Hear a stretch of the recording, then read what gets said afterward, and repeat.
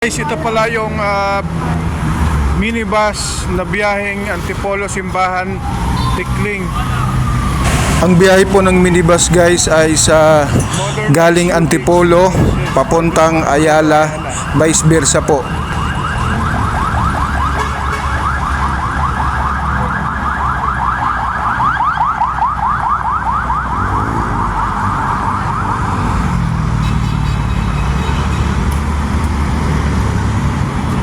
Nung una kong sumakay doon, napaka-komportable ko agad. Maginaw, maganda yung mga upuan, maluwang. So kasya kayong dalawa, okay naman. Pag may pagkakataon, sakay ako ulit. Okay. So sakay na. Maraming salamat, sir. Thank you. Ayun po, sir. Ang biyahe to kuya ay Antipolo. Antipolo. Tikling magkano? Tikling. Matagal na kayo kuya nagbabiyahe? Ilang 4 na linggo pa na. 3 weeks pa lang. 4 weeks. Magpapay. Antipolo to Ayala. Anong tawag dito kuya? Na Minibus. Minibus. UB Express. UB Express minibus. Ayan. First time makasakay dito, ganda ng serbisyo dito. Malamig pa. Dito sa biyaheng Ayala papuntang Antipolo. Tikling lang ako guys. Kasi diretso naman to ng Antipolo. Baba lang ako ng Tikling. Komportable yung mga pasahero. Ayan. Nandiyan ako.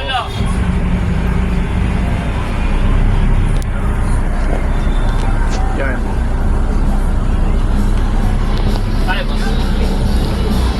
So 4 weeks na sila guys nag-start na biyahe at komportable, malamig ang aircon at may mga CCTV cameras pa, kaya safe na safe tayong sumakay dito guys at enjoy sumakay, safe.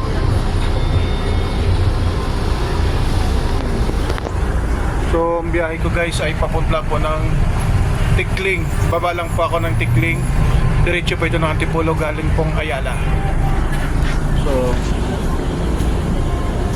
matagal na kayong sumasakay dito, te? Matagal na kayong sumasakay dito? Bago lang. Bago lang din.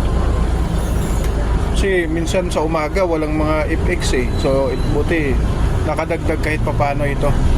Yung minibus biyaheng Antipolo papuntang Ayala. Kayo sir, okay na kayo dito sir? Napasahero?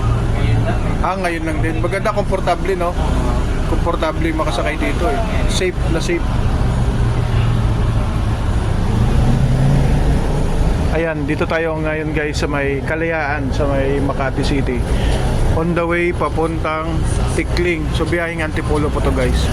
So ang pamasahe ko galing Tikling ang pamasahe ko galing Kalayaan dulo papuntang Tikling ay 50 pesos. Same lang din kasi minsan yung mga FX 60, 55 eh. So dito 50 pesos. This safe ka, spacious at higit sa lahat ang maliwalas sa loob, hindi siksikan.